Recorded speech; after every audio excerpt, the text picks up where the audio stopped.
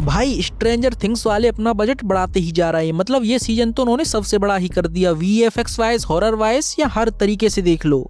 मैं बात कर रहा हूँ स्ट्रेंजर थिंग्स के सीजन 4 की। भाई मैं ये सीजन को अभी बिंग वॉच किया हूँ और क्या ही बोलूं, ये सीजन कतई माइंड ब्लोइंग सीजन की शुरुआत इतनी हॉरिफाइंग तरीके से होती है कि भाई शुरुआत से पता लग गया था कि ये सीजन देखने में मजा तो आएगा, और होता भी कुछ ऐसा ही है। सीजन की शुरुआत वही वेलेपन की तरह होती है कि सभी लोग अपने काम धंधे में लगे हुए हैं। लूकस को मैक्स भाव नहीं दे रही, 11 को क्लास में बुली किया जा रहा है और उसके साथ जो बिल है वो उससे भी बड़ी लड़की बनकर बैठ चुका है। लेकिन इन सब के बाद शुरू होता है वेकना का खौफ। देखो बॉस, इस सीजन में डेमोगोर्गन को उठाकर वेकना कर दिया गया है और थ्रू आउट द सीजन हमको ऐसा लगता है कि माइंड फ्लेयर है जो वेकना को कंट्रोल करता है। मींस माइंड फ्लेयर का एक मेन बंदा है वेकना। लेकिन एंड में जो राइटर लोगों ने ट्विस्ट दिया है, मतलब मेरे सर का भांग भटूरा हो चुका है। मतलब अभी तक जो लग रहा था कि माइंड फ्लेयर है जो वेकना को कंट्रोल करता है, पता चलता है कि वेकना है जिसने माइंड फ्लेयर को बनाया है। हाँ, कुछ लोग आर्ग्यू कर सकते हैं, कह सकते हैं कि भाई पार्टिकल तो पहले ही से थे, लेकिन भाई उसने उन सबको मोटिव दिया है और स्ट्रक्चर दिया था। भाई ये ट्विस्ट सच में कमाल का था और हाँ, ये ज्यादा सेंस भी बना रहा है। भाई इसे छोड़ो, लेकिन जिस तरीके से वेकना अपने होस्ट को मौत दे रहा है भाई, वो सच में डरा देने वाला था। मतलब जब फर्स्ट एपिसोड का एंड होता है भाई, मेरी फट पड़ी थी वो एंड में कृषि की डेथ के सीन को देखकर। मतलब वेकना ने जितनी भी मौतें दी हैं वो भाई सब डरावनी थी। आंखों को अंदर कर देता है, मुंह को टेढ़ा मेढ़ा कर देता है, भाई छोड़ो इसे।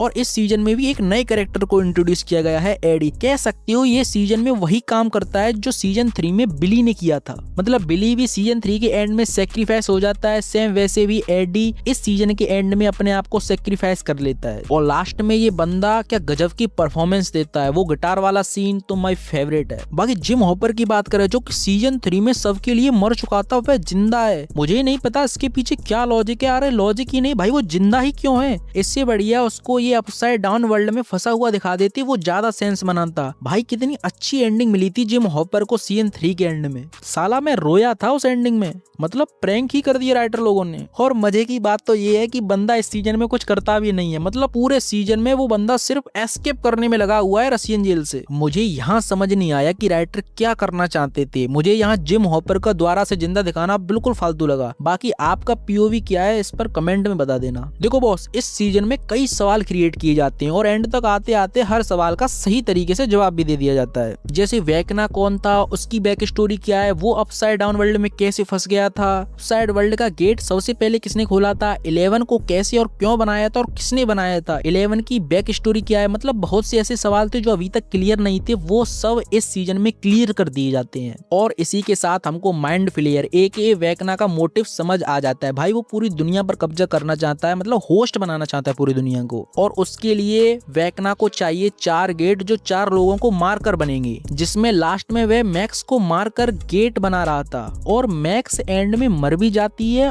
और गेट खुल भी जाता है, लेकिन 11 उसकी हार्ट बीट को दोबारा से चालू कर देती है और मैक्स जिंदा हो जाती है समहाउ। भाई उस वक्त तो मैं भी डर गया था जब मैक्स के भी हाथ पांव टेढ़े होने लगे थे। सच सच बताना किसकी फटी थी उस टाइम। बाकी एंड में गुरुम वेकना को जलाकर घोस्ट राइडर तो बना देता है, लेकिन मेरे ख्याल से भाई वो मरा नहीं है, वो भाग जाता है। और इसी क्लिप हैंगर पर स्टोरी एंड हो जाती है। एंड में दिखाते हैं कि पूरे हॉकिंस की स्थिति ऐसी हो चुकी है, मतलब फट चुका है हॉकिंस बीच में से, मिलिट्री आ चुकी है हॉकिंस में और अब बड़ी बात बन चुकी है अपसाइड डाउन वर्ल्ड। भाई लोग अभी मुझे नहीं पता है कि ये हॉकिंस में जो रायता फैल चुका है वो कैसे समेटेगा। मतलब ये जो अपसाइड वर्ल्ड डाउन खुल चुके हैं उसके गेट वो बंद कैसे होंगे। मतलब ये सीजन एक मिड सीजन है जिसकी स्टोरी अभी पूरी नहीं हुई है, जो कि सीजन 5 में पूरी होगी, जिसे मैं जल्द ही देख लूंगा। और हाँ, एक बात आपने नोटिस की कि इस सीजन में माइक और विलियम को बहुत कम स्क्रीन टाइम दिया गया है। और हाँ, वो कुछ कर भी नहीं रहे थे इस सीजन में। मतलब वो एंड में एल के लिए सिर्फ ऊबर का काम कर सके। बाकी इस सीजन में जो एक बंदा जो सबसे ज्यादा इंप्रेस करता है वो था एडी।